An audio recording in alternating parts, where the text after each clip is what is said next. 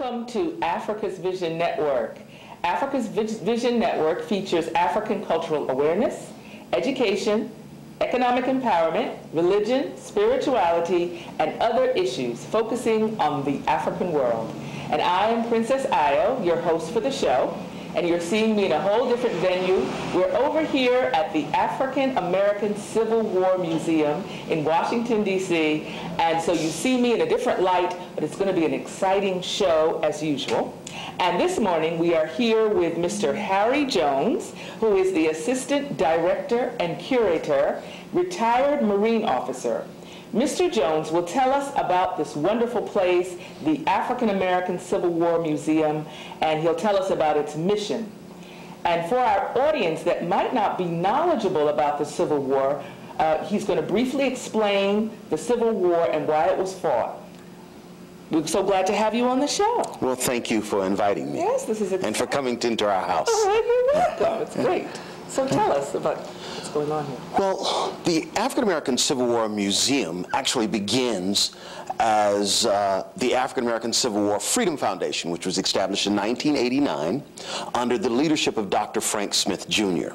The mission of the African American Civil War Freedom Foundation was to build a memorial honoring the African American soldiers and sailors who fought during the Civil War. In 1998, our memorial at 10th and U Street Northwest was dedicated. And in 2000, the museum was opened.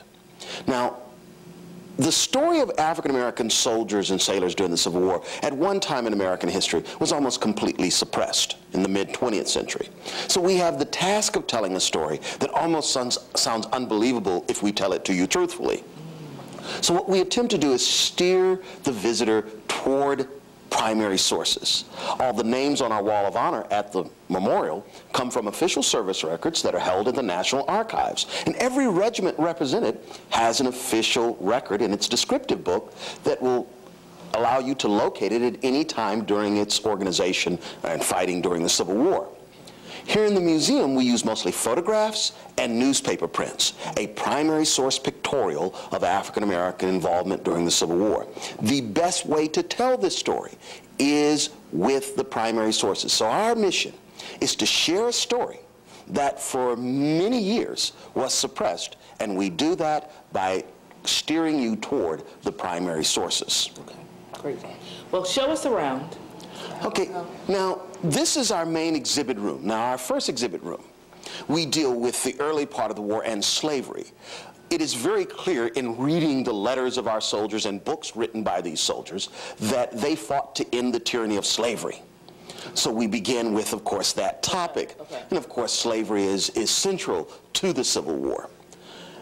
When the war begins, it's not legal for men of African descent to join the Federal Army.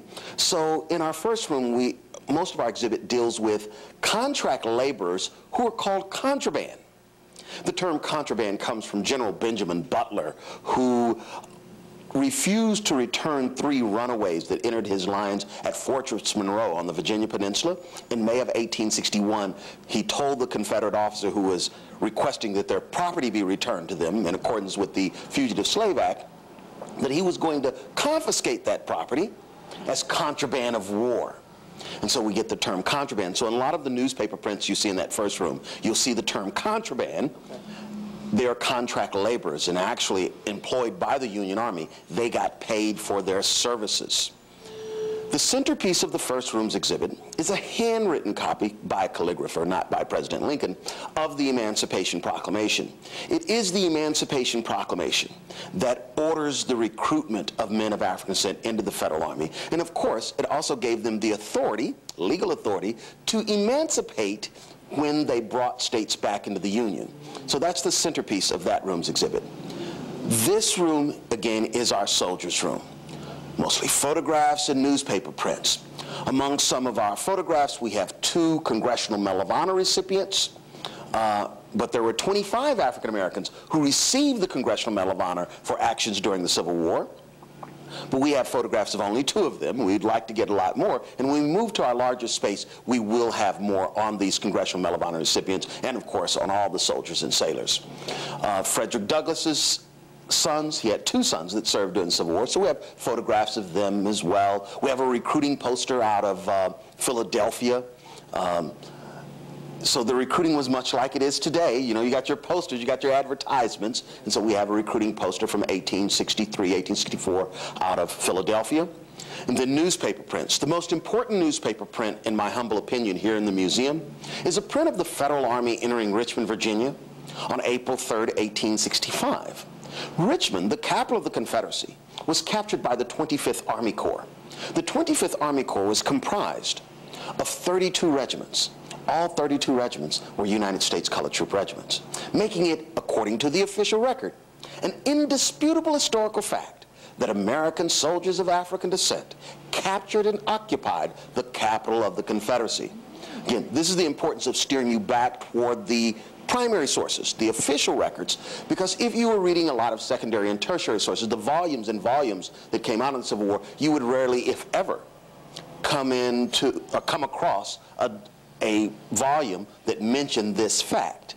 Whereas in the primary sources, it's really quite obvious. In fact, one newspaper out of Washington, the National Republican, their headlines on April 4th, 1865 read, "Blacks capture Richmond." Pretty clear who captured Richmond. Again, that's in the primary sources.